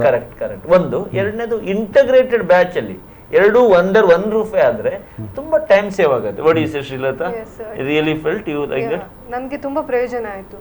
ಅಂದ್ರೆ ಇಲ್ಲಿ ಬಿಕಾಮ್ ಕ್ಲಾಸಸ್ಗೆ ಹೋಗ್ಬೇಕು, ಅದು ಒಂದು ಒತ್ತಡ. ಇಲ್ಲಿ ಕೋಚಿಂಗ್ಗೆ ಅಂದ್ರೆ CA ನಮ್ಮ ಮೇನ್ ಏಮ್, ಅದರಲ್ಲಿ ತುಂಬಾ ಕಾನ್ಸಂಟ್ರೇಟ್ ಮಾಡಬೇಕು. ಹಾಗೆ ಸೆಟಪ್ ಇವರೇ ಮಾಡಿರ್ತಾರೆ, ನಿಮಗೆ ಕಷ್ಟ ಇಲ್ಲ ಅಂತ. ಹೌದು, we design such a way is going to happen. ನೀವು ಬೇರೆ ಕ್ಲಾಸಿಗೆ ಹೋಗಿದ್ರೆ ಬೇರೆ ಕಾಲೇಜಿಗೆ ಹೋಗ್ತಾರೆ, ಅವರಿಗೆ ಮಾಡುವಾಗ she is to go for evening ಕಾಲೇಜಿಗೆ ಹೋಗ್ತಿದ್ದೆ. ಅಂದ್ರೆ ಅವಳ ಕೇಸಲ್ಲಿ ಅವಳು ಶಿ ಇಸ್ ಆಲ್ರೆಡಿ 2 ವರ್ಷ ಬಿಕಾಮ್ ಬೇರೆ ಕಾಲೇಜಲ್ಲಿ ಇದ್ಲು. ನಮ್ಮಲ್ಲಿ ಬಿಕಾಮ್ ಮಾಡುವಾಗ ಲಾಸ್ಟ್ ಇಯರ್ಲಿ we introduce this. We though you are having BCom and CA ಅನ್ನೋ ಒಂದು ಸಪರೇಟ್ ಕಾನ್ಸೆಪ್ಟ್ ಆಗಿ introduce last year. She is to prepare in the day time for CA coaching with us, and Besant evening ಕಾಲೇಜಿಗೆ ಅವಳು ಇದಕ್ಕೆ ಹೋಗ್ತಿದ್ಲು. But definitely both are very hard working students. Okay, ಇನ್ನು ಇವರು ಇಂಟರ್ಮೀಡಿಯೇಟ್ನಲ್ಲಿ ಸಾಧನೆ ಮಾಡಿದ್ದಾರೆ ಅಥವಾ ಉತ್ತಮ ಅಂಕಗಳನ್ನು ಗಳಿಸಿದ್ದಾರೆ. ಏನಿದೆ ಇಂಟರ್ಮೀಡಿಯೇಟ್, ಹೇಗೆ ಇದಂದ್ರೆ ಕಷ್ಟ? ನಾವು ಬಹಳಷ್ಟು CA ಅಂದ್ರೇ ಕಷ್ಟ, ಮತ್ತೆ ಇಂಟರ್ಮೀಡಿಯೇಟ್ ಅಂದ್ರೆ ಇನ್ನೂ ಕಷ್ಟ ಅಂತ ನಾವು ಅಂದ್ರೆ ನಮಗೆ ಗೊತ್ತಿರುವಂಥದ್ದು. ಇದ್ರ ಬಗ್ಗೆ ಏನು ಹೇಳಲಿಕ್ಕೆ ಬಯಸ್ತೀವಿ? ಓಕೆ, ಇದರಲ್ಲಿ 3 ಹಂತಗಳಿದೆ. ಹಂತ 1 CPT ಫೌಂಡೇಶನ್, ಇಂಟರ್ಮೀಡಿಯೇಟ್. ಓಕೆ, ನಾವು ಅಂದ್ರೆ ಈ CPT ಮತ್ತು ಇಂಟರ್ಮೀಡಿಯೇಟ್ ಮತ್ತು CA ಕಂಪ್ಲೀಟ್ ಮಾಡೋದು ಹೇಗೆ, ಇದ್ರ ಬಗ್ಗೆ ಒಂದಿಷ್ಟು ಮಾಹಿತಿಯನ್ನು ತಿಳ್ಕೊಳ್ಳಿಕ್ಕೆ ಬಯಸ್ತೇವೆ. ಅದಕ್ಕಿಂತ ಮೊದಲು ಸಣ್ಣ ವಿರಾಮ. ವೀಕ್ಷಕರೇ, ತ್ರಿಷಾ ಕ್ಲಾಸಸ್ ವಿಶೇಷ ಕಾರ್ಯಕ್ರಮಕ್ಕೆ ಮತ್ತೆ ಸ್ವಾಗತ. ನಾನು ವಿರಾಮಕ್ಕೆ ಮೊದಲು ಗೋಪಾಲಕೃಷ್ಣ ಸರ್ ಹತ್ರ ಕೇಳ್ತಾ ಇದ್ದೆ, ಅಂದರೆ ಈ CA ಟೋಟಲ್ ಮಾಡುವಾಗ ಮೊದಲೇ ಕಷ್ಟ ಅಂತ ಒಂದು ಇರ್ತದೆ, ಅದರ ಜೊತೆಯಲ್ಲಿ ಈ ಇಂಟರ್ಮೀಡಿಯೇಟ್ ಅನ್ನೋದು ಇನ್ನೂ ಕಷ್ಟ ಅಂತ. ಸೊ ಟೋಟಲ್ ಈ CA ಎಕ್ಸಾಮ್ ರೆಡಿ ಆಗೋದು ಹೇಗೆ, ಅಥವಾ CA ಅಂದರೆ ಏನು ಮತ್ತು ಇಂಟರ್ಮೀಡಿಯೇಟ್ ಏನೋದು ಅಂತ? ಓಕೆ ಸರ್, ಫಸ್ಟ್ ಏನಂತ ಹೇಳಿದ್ರೆ CA ಕಷ್ಟ ಅನ್ನೋದು ಟ್ರೂ ಅಲ್ಲ, ಸತ್ಯ ಅಲ್ಲ. ಅದೇ ನೀವು ಬಹಳ ಕಷ್ಟ ಇದೆ, ಇದು ಆಗೋದಿಲ್ಲ ಅನ್ನುವಂಥದ್ದು ಏನಿದೆ ಅದು ಸುಳ್ಳದು, ಸುಮ್ಮನೆ ಹೇಳ್ತಾ ಇರೋದು ಹಾಗಿದೆ ಹೀಗಿದೆ ಅಂತ. ಬಟ್ ಕರೆಕ್ಟಾಗಿ ಪ್ರಿಪೇರ್ ಮಾಡಿದರೆ ಆಗುತ್ತೆ. ಪ್ರಾಕ್ಟೀಸ್ ಬೇಕು ಸರ್, ಪಾಯಿಂಟ್ 1. ಗೈಡೆನ್ಸ್ ಬೇಕು, ಅಂಥದ್ದೊಂದು ಸಿಸ್ಟಮ್ ಇರಬೇಕು ಅವನಿಗೆ. ಇದೆಲ್ಲ ನಿಮಗೆ ಸಂಸ್ಥೆಗಳು ಕೋಚಿಂಗ್ಗಳಲ್ಲಿ ಸಿಗತ್ತೆ. ಇದೆಲ್ಲದರೊಟ್ಟಿಗೆ ಹಂತದಲ್ಲಿ ಅದನ್ನು ನಾವು ಅರ್ಥ ಮಾಡ್ಕೊಳ್ತಾ ಹೋಗ್ಬೇಕು. ಫಸ್ಟ್ ಏನಂತ ಹೇಳಿದ್ರೆ, it is by heart course ಅಲ್ಲ, but you have to do the course by heart. ಖುಷಿಯಲ್ಲಿ ಮಾಡಬೇಕು. ಹೌದು, ಯಾರೋ ಹೇಳಿದ್ದಾರೆ ಅಂತ ಹೇಳಿ ಮಾಡಬಾರ್ದು. ಇದು ಡಿಫರೆನ್ಸ್ ನಂಬರ್ 1 ಸರ್. ಎರಡನೇದು, ಇದು ಪ್ರೊಫೆಷನಲ್ ಕೋರ್ಸ್ ಆಗಿರೋಗೋಸ್ಕರ ವಿದ್ಯಾರ್ಥಿ ಮೊದಲಿಂದನೇ ಅವನು ಪ್ರೊಫೆಷನಲ್ ಆಗಿ ಪ್ರಿಪೇರ್ ಮಾಡ್ತಾ ಬರಬೇಕು. Do you agree with this? ಹೌದು, ಅಲ್ಲಿಂದ ಸ್ಟಾರ್ಟಿಂಗ್ ಇಂದನೇ ಅವನು ಆ ರೀತಿ ಪ್ರಿಪೇರ್ ಮಾಡ್ತಾ ಬರೋದು. ಅಂದ್ರೆ ಅವನ ಯೋಚನಾ ಸರಣಿ ಈ ಓದು ಅನ್ನೋದಕ್ಕಿಂತ ವ್ಯವಹಾರಿಕವಾಗಿ ಹೆಚ್ಚು ಅಂದ್ರೆ ಅದು ಏನು ಅಂತ. ಹೌದು, ಏನು ವಿಷಯ ಯಾಕೆ ಇದು ಅಂತ ಕರೆಕ್ಟ್. ಯಾಕೆ ಅನ್ನೋದನ್ನ ಅವರ ಆ ರೀಸನಿಂಗ್ ಇಂಪಾರ್ಟೆಂಟ್. ಎಷ್ಟೋ ಜನ ವಿದ್ಯಾರ್ಥಿಗಳು ಬಯಾಟ್ ಮಾಡ್ಬಿಡ್ತಾರೆ, ಅದು ವರ್ಕೌಟ್ ಆಗೋದಿಲ್ಲ ಈ ಕೋರ್ಸ್. ಇದು ಎರಡನೇ. ಮೂರನೇದು, ಹುಡುಗರಿಗೆ ಎಷ್ಟೋ ಜನರಿಗೆ ಅದು ಏನು ಅಂತ ಗೊತ್ತಿರ್ತದೆ, ಬರೆಯಕ್ಕೆ ಬರೋದಿಲ್ಲ. ಅದೊಂದು ಆರ್ಟ್, ಅದು ಕಲಿಬೇಕು. ನಾನು ಯಾವಾಗ ಹೇಳೋದುಂಟು, preparation plus presentation is equal to success, substance plus style is equal to success. Substance ನಿಮ್ಗೆ ಗೊತ್ತಾಗ್ತದೆ ಕ್ಲಾಸಲ್ಲೆಲ್ಲ ಮಾಡಿ, ಅದನ್ನು ಬರೆಯುವಂಥದ್ದು ಕಲಿಬೇಕು ಎಕ್ಸಾಮಲ್ಲಿ. ಇದೆಲ್ಲ ಪೂರಕವಾಗಿದೆ. ಮತ್ತೆ ನೀವು ಹೇಳಿದ್ರಲ್ಲ ಹಂತ ಹಂತ ಹೋದಾಗ ಕಷ್ಟ ಆಗ್ತದೆ ಅಂತ, ಇದೊಂಥರ ಸ್ವಿಮ್ಮಿಂಗ್ ಸ್ಟಾರ್ಟಿಂಗ್ ಚೂರು ಹಿಡಿಬೇಕಾದ್ರೆ ನಮಗೆ ಒಂಥರ ಎದುರಿಗೆ. But once you learn swimming, ಎಷ್ಟು ಕೆಳಗೆ ಹೋಗ್ತೀರಿ you will enjoy it. It's not about the depth, you have to enjoy it is more important. ನೀವು ಕಷ್ಟಪಟ್ಟು ಮಾಡಬಾರದು, ಇಷ್ಟಪಟ್ಟು ಈ ಕೋರ್ಸನ್ನು ಮಾಡಬೇಕು. ಇಟ್ಸ್ ಪಾಸಿಬಲ್, ಹಾಗೇನಿಲ್ಲ. So with good guidance and good directions definitely it is not difficult sir. Okay, ಈಗ ನಾವು ವಿದ್ಯಾರ್ಥಿಗಳ ಬಗ್ಗೆ ಮಾತಾಡಿದ್ರೆ ಈಗ ಇಲ್ಲಿ ನಾವು ಡಿಗ್ರಿ ಮಾಡಬೇಕು ಅನ್ನುವಂಥದ್ದು ಎಷ್ಟು ಅಂದರೆ ಇಲ್ಲದೇ ಇದ್ರು ಸರಳ PUC ನಂತರ ಸಾಧ್ಯ ಆಗ್ತದೆ. ಸೊ ನೀವು PUC ನಂತರನೇ ಮಾಡ್ಬೋದು, ಅಂದರೆ ನಿಮಗೆ ಕಾನ್ಫಿಡೆನ್ಸ್ ಇತ್ತು, ನಾನು ಮಾಡ್ತೇನೆ ಅಂತ ಸಾಧನೆ ಇತ್ತು. ಈಗ ನೀವಿಬ್ರು ಕೂಡ ಆ ಹಂತಕ್ಕೆ ಬಂದಿದ್ದೀರಿ. ಸೊ ನಿಮಗೆ ಅನಿಸೋದಿಲ್ಲ ನಾವು ಯಾಕೆ ಡಿಗ್ರಿಗಾಗಿ ಶ್ರಮ ಪಟ್ವಿ ಅಂತ? ಏನು ಹೇಳ್ತೀರಿ? ಡಿಗ್ರಿನೂ ಒಂದು ಕಡೆ ಇರಬೇಕು ಅಂತ ನಾನು ಹೇಳಲಿಕ್ಕೆ ಇಷ್ಟಪಡ್ತೀನಿ. ಅಂದರೆ ಕೆಲವರು ಆಮೇಲೂ ಡಿಸಿಷನ್ ತಗೊಳ್ಬೋದು. IPCC ಅಥವಾ ಇಂಟರ್ ಪಾಸ್ ಆದ್ಮೇಲೂ ಕೂಡ ಡಿಗ್ರಿ ಮಾಡೋರಿದ್ದಾರೆ. ಹಾಗಾಗಿ ಡಿಗ್ರಿ ಅನಿವಾರ್ಯತೆ ಅನ್ನೋದು ಅದರ ನಂತರವೂ ಗೊತ್ತಾಗ್ತದೆ ಅವರಿಗೆ. ಅಂದ್ರೆ ಎಲ್ಲ ಅವ್ರಿಗೆ ಬಿಟ್ಟಿದ್ದು. ಅವರಿಗೆ ಡಿಗ್ರಿ ಮಾಡ್ಬೇಕು ಅಂತ ಅನ್ಸಿದ್ರೆ ಇನ್ನೂ ಕೂಡ ಮಾಡ್ಬೋದು, ಇಂಟರ್ಮೀಡಿಯೇಟ್ ಆದ್ಮೇಲೂ ಮಾಡ್ಬೋದು, ಅಥವಾ ಜೊತೆಗೂ ಮಾಡ್ಬೋದು, ಅಥವಾ ಬೇರೆ ಕ್ವಾಲಿಫಿಕೇಶನ್ ಅನ್ನು ಆರಿಸ್ಕೊಳ್ಬೋದು. ನಿಮ್ಗೆ ಅನಿಸಿದೆ ಹಾಗೆ ನನಗೆ ಡಿಗ್ರಿ ಬೇಡ ಇತ್ತು, ನಾನು CA ಒಂದು ಮುಗಿಸ್ಬಿಡ್ತೇನೆ ಅಂತ ಇಂಟರ್ಮೀಡಿಯೇಟ್ ಮಾಡುವಾಗ ಅಥವಾ ಈಗ ಪರೀಕ್ಷೆ ಬರೆಯುವಾಗ ನಿಮ್ಗೆ ಅನಿಸಿತ್ತಾ? ಅಂದರೆ ನಮಗೆ ಅಬ್ರಾಡಲ್ಲಿ ಅಪರ್ಚುನಿಟೀಸ್ ಅಂದರೆ ಹೋಗುವಾಗ ಡಿಗ್ರಿ ಸರ್ಟಿಫಿಕೇಟ್ ಇದ್ದರೆ ತುಂಬ ಪ್ರಯೋಜನಕಾರಿ ಆಗ್ತದೆ. ಹಾಗೆ ನಾನು ಡಿಗ್ರಿ ಪ್ಲಸ್ CA ಹಾಗೆ. ಅಂದ್ರೆ ನೀವು ಯೋಚನೆ ಮಾಡಿದ್ದು ಸರ್ ಡಿಗ್ರಿ ಬಗ್ಗೆ? ಇದು ಒಳ್ಳೆ ಒಂದು ಕ್ವಶನ್ ನೀವು ಕೇಳಿದ್ದು. ಇದರಲ್ಲಿ ತುಂಬಾ ಜನ ಪೇರೆಂಟ್ಸ್ ಗೊಂದಲಕ್ಕೀಡಾಗ್ಬಿಡ್ತಾರೆ. ನಮ್ಮ ಮಗಳಿಗೆ ಡಿಗ್ರಿ ಮಾಡಿಸ್ಬೇಕಾ ಮಾಡಿಸ್ಬಾರ್ದಾ ಅಂತ. ತುಂಬಾ ರಿಸ್ಕ್ ಇದೆ ಇದರಲ್ಲಿ. ಡಿಗ್ರಿ ಮಾಡದೇ ಇದ್ರೆ ಹೋಗೋದಿಲ್ವಾ, ಅಥವಾ ಡಿಗ್ರಿ ಮಾಡ್ತಾ ಹೋದ್ರೆ ಇದಕ್ಕೆ ಡೈಲ್ಯೂಟ್ ಆಗಿ CA ಮಾಡದೇ ಇರ್ಬೋದಾ, ಫೋಕಸ್ ನಮ್ಮ ಮಗಳು ಕಳ್ಕೊಂಡ್ಬಿಡ್ತಾಳ, ಒಂದೇ ಗುರಿ ಇದ್ರೆ ಮಾಡ್ಬೋದು. ಹೀಗೆಲ್ಲ ನೂರಾರು ಗೊಂದಲಗಳು 11ನೇ ಕ್ಲಾಸ್ 12ನೇ ಕ್ಲಾಸ್ ಅಲ್ಲಿ ಇರ್ಬೇಕಾದ್ರೆ ಸ್ಟೂಡೆಂಟಿಗೆಲ್ಲ ಪೇರೆಂಟಿಗೆ. ಹೌದು ಹೌದು. ಅಲ್ಲ ಅಂದ್ರೆ ಈ ವಿಷಯದಲ್ಲಿ ಜ್ಞಾನ ಇರುವ ಪೇರೆಂಟ್ಗಳಿಗೆ. ಹೌದು ಹೌದು ಅಂದ್ರೆ ಕರೆಕ್ಟ್. ನೀವು ಜ್ಞಾನ ಇರೋ ಪೇರೆಂಟ್ ಅಂದ್ರೆ ನನಗೆ ನೆನಪಾಯ್ತು, ನನ್ನ ತಂದೆ ನಂಗೆ ಇದೇ ಮಾಡು ಅದೇ ಮಾಡು ಅಂತ ಹೇಳಿಲ್ಲ, ಹಾಗಾಗಿ ಏನ್ ಬೇಕಾದ್ರೂ ಮಾಡಕ್ಕ ಪೇರೆಂಟ್ಸಿಗೆ ಇದ್ದ ಜ್ಞಾನ ಇಲ್ಲದೆ ಇದ್ರು ಓಕೆ, ಜ್ಞಾನ ಹೆಚ್ಚು ಇದ್ರು ಓಕೆ, ಈ ಅರ್ಧ ಇದ್ದಾಗ. ಹೌದು ಹೌದು ಹೌದು ಹೌದು. ಅದಕ್ಕೆ ನಾನು ಈ ಡಿಗ್ರಿ ಮಾಡ್ಬೇಕು ಮಾಡಬಾರ್ದು ಅನ್ನೋ ಕ್ವಶನ್ಗೆ ನನ್ನ ಉತ್ತರ ಹೀಗಿದೆ. ನೀವು CA ಮಾಡೋ ತನಕ ಡಿಗ್ರಿ ಇರ್ಲಿ ನಿಮ್ಮ ಹತ್ರ ಅಂತ. CA ಮಾಡಿದೆ ಅಂದ್ರೆ ಮೇ ಬಿ ಬೇಡ ಅಂತಾನೆ ಹೇಳ್ಬೋದು, ಅಲ್ಲ ಬೇಡ ಅಂತಾನೆ ಹೇಳ್ಬೋದು. ಆದ್ರೆ CA ಮಾಡೋ ತನಕ ರಿಸ್ಕ್ ಇದೆಯಲ್ವಾ, ಹಾಗಾಗಿ ಡಿಗ್ರಿ ಇದ್ರೆ ಒಳ್ಳೇದು. ಎರಡನೇ ರೀಸನ್, ಡೆಫಿನೆಟ್ಲಿ ಡಿಗ್ರಿ ಸಹಿತ ಒಂಥರ ವೇಸ್ಟ್ ಕೋರ್ಸ್ ಅಲ್ಲ, ಡಿಗ್ರಿಯಲ್ಲೂ ವ್ಯಾಲ್ಯೂ ಎಡಿಷನ್ಸ್ ಆಗತ್ತೆ. ಮೂರನೇದು, ಡಿಗ್ರಿ ಅಂಡ್ CA ಒಟ್ಟಿಗೆ ಮಾಡಿದಾಗ ಕಷ್ಟ ಅಂತ ಏನಿದೆ, ಅಲ್ಲಿ ನಾವು 2 ಕೋರ್ಸ್ ಮಾಡ್ತೀವಿ ಅಂತ ನಾವು ಹೇಳ್ತೀವಿ. ನಾನು ಲಿಟ್ರಲಿ 2003 ನಾನು ಚೆನ್ನೈಯಲ್ಲಿ ಒಂದು ಇಂಟರ್ವ್ಯೂ ಮಾಡಿದಾಗ ಹುಡುಗರಿಗೆ, ಒಬ್ಬ ಹುಡುಗನಿಗೆ ಕೇಳಿದೆ, ನಾನು ಒಬ್ಬನ ಕರ್ಕೊಂಡು ಹೋಗಿದ್ದೆ, ಅವ್ನು ಕೇಳಿದೆ, ನಾನು ಇಂಟರ್ವ್ಯೂ ಕೇಳಿದ, ನೀನು ಏನು ಮಾಡ್ತಿದ್ಯಾ? ಅವ್ನು ಈವ್ನಿಂಗ್ ಬರ್ತಾ ಇದ್ದ, CA ಮಾಡ್ತಿದ್ಯಾ ಅಂತ. ಇಲ್ಲ ಹೇಳಿದ. CS ಮಾಡ್ತಿದ್ಯಾ? ಇಲ್ಲ ಅಂತ ಹೇಳಿದೆ. BCom ಮಾಡ್ತಿದ್ಯಾ? ಇಲ್ಲ ಅಂತ. ನನ್ನ ಇಂಟರ್ವ್ಯೂಲಿ ನನ್ನ ಪಕ್ಕದಲ್ಲಿ ನನ್ನ ಫ್ರೆಂಡ್ ಕೇಳಿದ, what the hell you are doing ಅಂತ ಭಾಳ ಕೂಲಿ ಕೇಳಿದ. ಏನು ಮಾಡ್ತಿದ್ಯಾ ಅಂತ. ಅದಕ್ಕೆ ಅವ್ನು ಚೆನ್ನಾಗಿ ಹೇಳಿದ, ಆಲ್ ದ 3 ಅಂತ. ಯಾವಾಗ ಸರ್ ಇದು? 2003 2004 ನಾನು ಹೇಳಿದೆ. ಅಂದ್ರೆ ಆ ಆಕ್ಸಿಜನ್ ಪ್ರಾಬಬ್ಲಿ ನಮ್ಮ ಸಿಟೀಸ್ ಅಲ್ಲಿ ಇಲ್ಲ, ನಾಲೆಜ್ ಇಲ್ಲ. ನಾನೊಂದು ಪ್ರಶ್ನೆ ಕೇಳ್ತೀನಿ, ನಾವೀಗ CA ಅಲ್ಲಿ ಅಕೌಂಟೆನ್ಸಿಯನ್ನ ಕಲಿತೇವೆ, BCom ಅಲ್ಲಿ ಸೈಕಾಲಜಿ ಕೆಮಿಸ್ಟ್ರಿ ಕಲಿತೇವೆ, ಇಲ್ಲ ಅದೇ ಅಕೌಂಟೆನ್ಸಿ ಕಲಿಯೋದು, ಅದೇ ಬಿಸ್ನೆಸ್ ಸ್ಟಡೀಸ್, ಅದೇ ಮ್ಯಾನೇಜ್ಮೆಂಟ್, ಅದೇ ಕಾಸ್ಟಿಂಗ್ ಕಲಿಯೋದು. ಓಕೆ, ಕಂಪನಿ ಸೆಕ್ರೆಟರಿ ಬಂದಾಗ ಅದೇ ಲಾ ರಿಲೇಟೆಡ್, ಅದೇ ಅಕೌಂಟಿಂಗ್ ರಿಲೇಟೆಡ್. ಹಾಗಾಗಿ they are complementing each other, they are not competing. ಹಾಗಾಗಿ ಮಾಡಕ್ಕೆ ಆಗ್ತದೆ. ಇನ್ಫ್ಯಾಕ್ಟ್ CA ಕೋರ್ಸ್ ಅನ್ನ ಮಾಡ್ತಾ ಅದೆಲ್ಲ ಕೋರ್ಸ್ಗಳು ಸ್ವಲ್ಪ ಈಸಿ ಆಗ್ಬಿಡುತ್ತೆ, ಹಾಗಾಗಿ ಮಾಡಕ್ಕಾಗತ್ತೆ. ಇಟ್ ಈಸ್ ನಾಟ್ ಏನೋ ತುಂಬಾ ಬಹಳ ಕಷ್ಟ ಬಂದ್ರೆ ಏನಿಲ್ಲ. ಸರಿಯಾದ ಸಮಯವನ್ನು ಉಪಯೋಗಿಸ್ಕೊಂಡ್ರೆ 3 ವರ್ಷ ಕರೆಕ್ಟ್ ಆಗಿ ಪ್ಲಾನ್ ಮಾಡಿದ್ರೆ, ಎಸ್ಪೆಷಲಿ ಇಂಟರ್ಮೀಡಿಯೇಟ್ ಲೆವೆಲ್, ಅದೊಂದು ಬಹಳ ಟ್ರಿಕಿ ಟೈಮ್ ಅದು. ಯಾಕಂದ್ರೆ ಇಂಟರ್ಮೀಡಿಯೇಟ್ ಓದಕ್ಕೂ ಇರ್ತದೆ, ಈ ಕಡೆ ಡಿಗ್ರಿನೂ ಮಾಡಬೇಕು, ಮಿಡ್ಲ್ ಸೆಮಿಸ್ಟರ್ ಎಕ್ಸಾಮ್ಸು ಬರ್ತದೆ. ಅದೊಂದು ಕರೆಕ್ಟ್ ಆಗಿ ದಾಟಿ ಬಿಟ್ರೆ then it is not difficult. ಹೌದು, ಅಂದ್ರೆ ಇವರು ಯಾವುದು ಕಷ್ಟ ಇಲ್ಲ ಅಂದ್ರೆ ಇವ್ರು ಮಾತನಾಡಿ ಕೇಳಿದಾಗ ಎಲ್ಲರೂ ಬಂದು CA ಸೇರ್ಬೋದು ಅಂತ ಅನಿಸ್ತದೆ.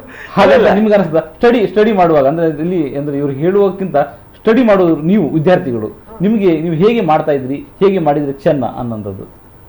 ಡೈಲಿ ಕೋಚಿಂಗ್ ಕ್ಲಾಸಸ್ ಇಷ್ಟು ಸಿಲೆಬಸ್ ಆಗ್ತದೆ, ಅದು ಡೈಲಿ ನಾನು ಕಲಿತಿದ್ದೆ. ಅಂದ್ರೆ ಸ್ವಲ್ಪ ಹೊತ್ತು ಮತ್ತೆ ಡೈಲಿ ಅಂದ್ರೆ ಎಷ್ಟು ಸಮಯ ಅದಕ್ಕೆ ಮೀಸಲಿಡ್ತಾ ಇದ್ರಿ? ಎಷ್ಟು ಸಮಯ ಯಾವ ಕೋರ್ಸಿಗೆ, ಎಷ್ಟು ಏನು ಅಂದ್ರೆ ಅದು ಒಂದು ಹಂತ ಹಂತ ನಾವು ಕೇಳ್ತಾ ಇರೋದು ನಮ್ಮ ವೀಕ್ಷಕರಿಗೆ ಅಥವಾ ಮುಂದೆ ಬರುವ ವಿದ್ಯಾರ್ಥಿಗಳಿಗೆ ಅನುಕೂಲ ಆಗಲಿ ದೃಷ್ಟಿಯಿಂದ ಏನು ಹೇಗೆ ನೀವು ಸ್ಟಡಿ ಮಾಡ್ತಾ ಇದ್ರಿ ಅಂತ? ಡೈಲಿ ಅಟ್ಲೀಸ್ಟ್ 1 hour ಕಲಿತಿದ್ದೆ ಇದು CA ಕೋರ್ಸ್.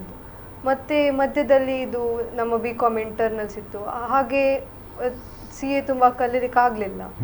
ಮತ್ತೆ ಡೈಲಿ ಕಲಿದ ಹಾಗೆ ಅದು ಒಂದು ಸಲ ಕಲಿತಿದ್ರೆ ಆಗುದಿಲ್ಲ, ರಿವೈಸ್ ಸಹ ಮಾಡಬೇಕು. ಅಂದರೆ ವಾಸ್ಟ್ ಸಿಲೆಬಸ್ ರಿಮೆಂಬರ್ ಮಾಡಲಿಕ್ಕೆ ತುಂಬ ಕಷ್ಟ ಆಗ್ತದೆ, ಹಾಗೆ ರಿವಿಷನ್ ಮಾಡ್ತಾ ಇರಬೇಕು. ಮತ್ತು ತ್ರಿಷಾದಲ್ಲಿ ವೀಕ್ಲಿ ಟೆಸ್ಟ್ ಇರ್ತಿತ್ತು, ಮತ್ತು ಎಲ್ಲ ಕ್ಲಾಸಸ್ ಆದ ಮೇಲೆ ಇದು ಇತ್ತು ಸೆಕ್ಷನಲ್ ಟೆಸ್ಟ್.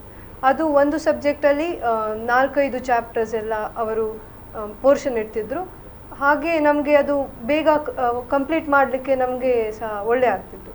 ಇದೊಂದು ಸರ್ ಇಂಪಾರ್ಟೆಂಟ್, ಹುಡುಗರು ಬರೀ ಓದಿ ಬಿಡ್ತಾರೆ, ಅವ್ರು ಎಲ್ಲಿ ಮಟ್ಟದಲ್ಲಿ ಉಳಿದ್ರೆ ಅಂತ ಟೆಸ್ಟ್ ಎಕ್ಸಾಮ್ ತಗೊಳ್ಳೋದಿಲ್ಲ. ಅದು ಮಾಡಿದ್ರೆ ಮಾತ್ರ ಅವರಿಗೆ ಗೊತ್ತಾಗ್ತದೆ. Do you agree? ಅಂದ್ರೆ ಅವ್ರು ಟೆಸ್ಟ್ಗಳನ್ನು ತಗೊಳ್ಳದೇ ಇದ್ರೆ ಅವರು ನೀರಲ್ಲಿ ಎಷ್ಟಕ್ಕೆ ಮುಳಿದಿದ್ದಾರೆ ಎಷ್ಟಕ್ಕಿದ್ದಾರೆ ಅಂತ ಗೊತ್ತಾಗೋದಿಲ್ಲ. ನಾನು ಅಂದ್ಕೊಂಡಿದ್ದೀನಿ ಎಲ್ಲ ಗೊತ್ತಿದೆ ಅಂತ. ಟೆಸ್ಟ್ ತಗೊಳ್ಬೇಕು, ನಾನು ಎಲ್ಲಿ ತಪ್ಪಿದ್ದೇನೆ, ಎಲ್ಲಿ ಸರಿ ಮಾಡ್ಕೊಳ್ಬೇಕು. Continuous evaluation is must. ನೀವು ಹೇಗೆ ಸ್ಟಡಿ ಮಾಡ್ತಾ ಇದ್ದೀವಿ? ಅದೇ ಥರ ನಾನು ಲಾಸ್ಟಿಗೆ ಮೊದಲಿಂದ ನಾನು ಸ್ಟಾರ್ಟಿಂಗಿಂದನೇ ಪ್ರಿಪೇರ್ ಮಾಡ್ತಿದ್ದೆ. ಲಾಸ್ಟಿಗೆ ಇಟ್ಟರೆ ತುಂಬ ಕಷ್ಟ ಆಗುತ್ತೆ ಅಂತ ಗೊತ್ತಿತ್ತು, ಅದಕ್ಕೆ ನಾನು ದಿವಸ ಒಂದು 1.5 hour ಕಲಿತಾ ಇದ್ದೆ. ಡಿಗ್ರಿ ಎಕ್ಸಾಮ್ಸ್ ಬಂದಾಗ ಅದು ಸ್ವಲ್ಪ ಓದ್ತಿದ್ದೆ, ಹಾಗೆ ಮ್ಯಾನೇಜ್ ಮಾಡ್ತಿದ್ದೆ. ಮತ್ತು ವೀಕ್ಲಿ ಟೆಸ್ಟ್ ಇತ್ತಲ್ಲ, ಆಗ ನಾವು ಆ ವಾರದಲ್ಲಿ ಕಲ್ತಿದ್ದೆಲ್ಲ ಒಂದ್ಸಲ ಆಲ್ರೆಡಿ ರಿವಿಷನ್ ಆಗ್ತಾ ಇತ್ತು. ಆಮೇಲೆ ಹೇಳಿದಾಗೆ ಸೆಕ್ಷನಲ್ ಟೆಸ್ಟ್ ಅದು ಕೂಡ. ಆಮೇಲೆ ಇನ್ನೊಂದೇನು ಸ್ಪೆಷಾಲಿಟಿ ಅಂದರೆ ಮಾಕ್ ಟೆಸ್ಟ್, ಅಂದರೆ ಅದೊಂಥರ ಮೇನ್ ಎಕ್ಸಾಮ್ಗಿಂತ ಮುಂಚೆ ಒಂದು ರಿಹರ್ಸಲ್ ಇದ್ದಾಗೆ.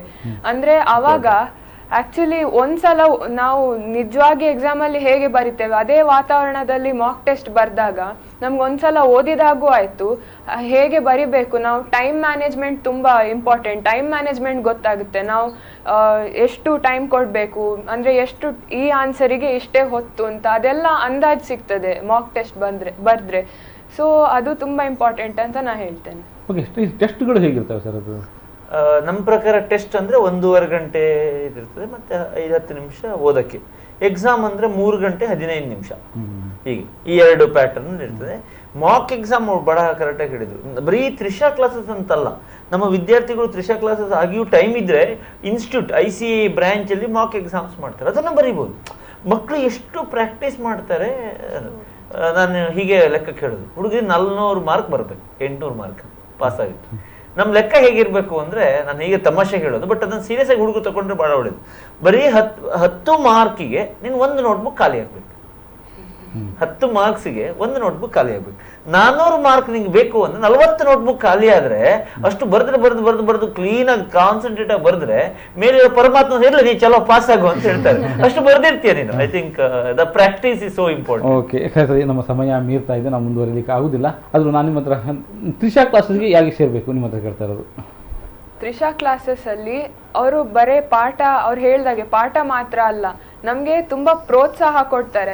ನಮ್ಮ ಕೈಯಿಂದ ಆಗುತ್ತೆ ಅಂತ ತುಂಬ ಮೋಟಿವೇಶನ್ ಸಿಗುತ್ತೆ, ಅದು ಒಂದು. ಮತ್ತು ನಮಗೆ ಏನೇ ಸಂಶಯ ಇದ್ದರೂ ನಾವು ಕೇಳಿದರೆ ಅವ್ರು ಯಾವತ್ತೂ ಬೇಡ ಅನ್ನಲ್ಲ, ನಮಗೆ ಇನ್ನೂ ಚೆನ್ನಾಗಿ ಹೇಳ್ಕೊಡ್ತಾರೆ, ಅದು ಇನ್ನೊಂದು. ಆಮೇಲೆ ಇನ್ನೊಂದೇನೆಂದರೆ ನಮಗೆ ಟೆಸ್ಟ್ ಕಂಡಕ್ಟ್ ಮಾಡ್ತಾರಲ್ಲ, ವಾರ ಟೆಸ್ಟ್. ಆವಾಗ ನಾವು ಬೇಡ ಅಂದ್ರೆ ಅದಕ್ಕೆ ಓದಲೇಬೇಕಾಗುತ್ತೆ. ಆ ರೀತಿಯಲ್ಲಾದರೂ ಕೆಲವರಿಗೆ ಆ ಪ್ರೆಷರ್ ಬೇಕು, ಇಲ್ಲಾಂದ್ರೆ ಅವ್ರು ಓದಲ್ಲ. ಅಂಥವರಿಗೂ ತುಂಬ ಎಸ್ಪೆಷಲಿ ತುಂಬ ಹೆಲ್ಪ್ ಆಗುತ್ತೆ.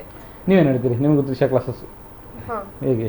ಹೌದು, ಅಂದರೆ ವೀಕ್ಲಿ ಟೆಸ್ಟ್ ಇರುವಾಗ ನಮಗೆ ಅದು ಮನಸ್ಸಲ್ಲಿರ್ತದೆ, ಓದಬೇಕು, ಅಟ್ಲೀಸ್ಟ್ ಒಳ್ಳೆ ಮಾರ್ಕ್ಸ್ ಸಿಗಬೇಕು. ಹಾಗಾದ್ರೆ ಮಾಡುವ ಕಾರಣಕ್ಕಾಗಿ ಮಾತ್ರ ತ್ರಿಷಾ ಕ್ಲಾಸಸ್ ಸೇರಬೇಕಾ ಅಥವಾ ಬೇರೆ ಕಾರಣಗಳಿದಾವೆ? ನಮ್ಮ ಫ್ಯಾಕಲ್ಟಿ ತುಂಬ ಒಳ್ಳೆ ಇದ್ದಾರೆ. ಅವರು ನಮಗೆ ಕಾನ್ಸೆಪ್ಟ್ ಅಂದರೆ ಸ್ವಲ್ಪ ಕಡೆಯಲ್ಲಿ ಅವರು ಜಸ್ಟ್ ಹೇಳ್ತಾರೆ ಇದು ಹೀಗೆ ಹಾಗೆ, ನಮ್ಮದ್ರಲ್ಲಿ ಇನ್ ಡೆಪ್ತ್ ಹೋಗ್ತಾರೆ, ಹೀಗೆ ಸರಿ ಅರ್ಥ ಮಾಡಿಸ್ಕೊಂಡು ಮತ್ತೆ ಅವರು ಫಸ್ಟ್ ಬೇಸ್ ಫೌಂಡೇಶನ್, ಮತ್ತೆ ಅವರು ಫಸ್ಟ್ ಸಿಂಪಲ್ ಪ್ರಾಬ್ಲಮ್ಸ್ ಮತ್ತೆ ಕಾಂಪ್ಲಿಕೇಟೆಡ್ ಪ್ರಾಬ್ಲಮ್ಸ್ ಎಲ್ಲ ಹೇಳಿ ಅದು ನಮಗೆ ಸರಿ ಮನದಟ್ಟಾಗುವಂತ ಹೇಳ್ತಾರೆ. ಸೊ ನಿಮ್ಮ ಫ್ಯಾಕಲ್ಟೀಸ್ ಒಳಗೆ ಕೊನೆ ಸರ್, ನನಗೆ ಹೆಚ್ಚು ಸಮಯ ಇಲ್ಲ ಅದಕ್ಕೆ. ಅದಾಯ್ತು. ಬೇರೆ ಬೇರೆ ಕಡೆಯಿಂದ ನಮ್ಮಲ್ಲಿ ಫ್ಯಾಕಲ್ಟೀಸ್ ಬರ್ತಾರೆ.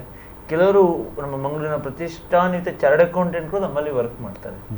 ಸೊ ಅಂಥವರೆಲ್ಲ ನಮ್ಮಲ್ಲಿ ಟ್ರೈನಿಂಗ್ ಟ್ರೈನಿಂಗ್ ಕೊಡೋಗೋಸ್ಕರ ಮತ್ತೆ ಡಿಫ್ರೆಂಟ್ ಫ್ಯಾಕಲ್ಟೀಸ್ ಬರ್ತಾರೆ. ಉದಾಹರಣೆಗೆ ದೇಶಾದ್ಯಂತದಿಂದ ನನಗೆ ಗೊತ್ತಿರುವ ಹಾಗೆ ಎಲ್ಲ ಕಡೆಯಿಂದ ಉತ್ತಮ ಫ್ಯಾಕಲ್ಟಿಗಳನ್ನು ತಂದು ದೇಶದಲ್ಲಿ ವಿದ್ಯಾರ್ಥಿಗಳಿಗೆ ಕೋಚ್ ಕೊಡ್ಲಿಕ್ಕೆ ಅವಕಾಶ we want professionals to come and train them. ಹಾಗಾಗಿ ಅಂಥದ್ದೊಂದು ಒಳ್ಳೆ ಫೆಸಿಲಿಟೀಸ್ ಇದೆ.